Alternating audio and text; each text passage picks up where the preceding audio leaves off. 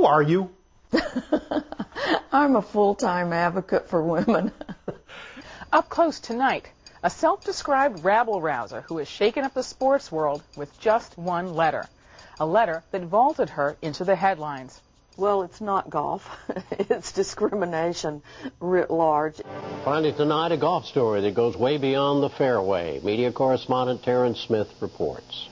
Amidst the headlines about possible war and terrorism, the dispute has received an extraordinary amount of press coverage. More than 40 stories in the New York Times alone.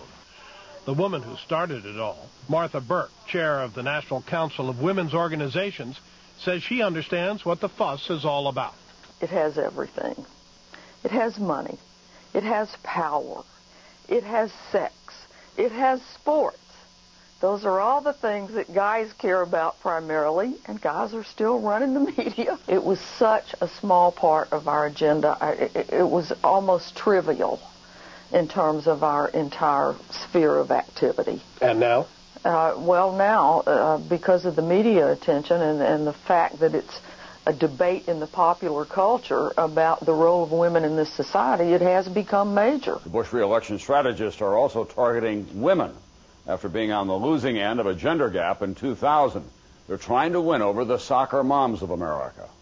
Martha Burk, who represents 170 women's organizations, doubts voting patterns will change at all next year, saying by then women will still judge the president on the economy.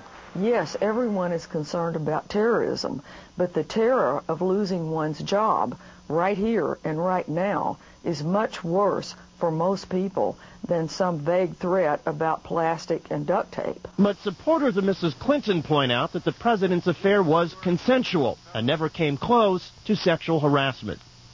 To reach back several years and say, well, she has an obligation now to make a cause out of something that was not a cause then, is definitely nitpicking. I think that the Clinton haters are always going to be after her.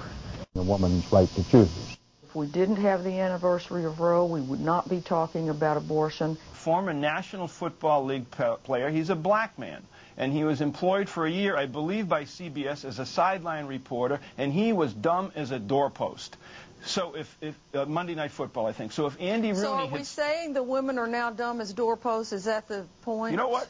No, Miss Burk, now, come on, don't play with me. Well, what kind of response have you gotten so far, Martha, not only from people within the club, but just from, public opinion in general? Well, it's interesting. There is a gender gap on this issue. Men tend to look at it as golf, just one club, one woman. Women look at it in a much broader sense. As I said, it makes them think of that pay gap, that glass ceiling, all the ways they feel like they're still running second in society.